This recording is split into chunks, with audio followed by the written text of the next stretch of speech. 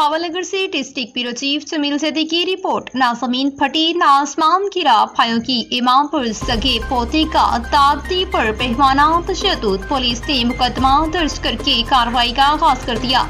मंचराबाद के नवाही गांव चक हबीका में आरिफ वट्टू और पारिश वट्टू की इमा पर मुलजिम शहबाज ने अपनी सगी दादी को बेहमाना तशद्दुद का निशाना बना डाला। जायदाद की तनाजे पर मुअम्बर खतून गुलजार बीबी के सगे बेटों बारिश वट्टू और आरिफ वट्टू की मां पर सगे पोते ने दादी गुलजार बीबी को तशद्दुद का निशाना बना डाला।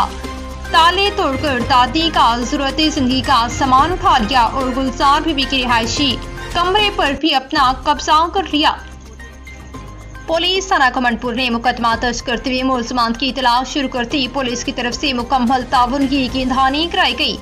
ज़ैफुल उमर खातून गुलजार बीबी ने बताया कि मुकदमे के इंदराज के बाद ही मुलजिम आरिफ वट्टू ने संगीन इल्जाम तराशी करते हुए सोशल मीडिया पर हकाइक को छुपाते हुए अपने खुद साख्ता बयानात देने शुरू कर दिए, जिनमें कोई सच्चाई ना पाई जाती है। मुअम्मर खातून गुलजार बीबी ने मीडिया के तवज्जुह से रबाब इख्तियार से मुतालबा किया कि मुलजमान के खिलाफ सख्त कार्रवाई करते हुए मुझे इंसाफ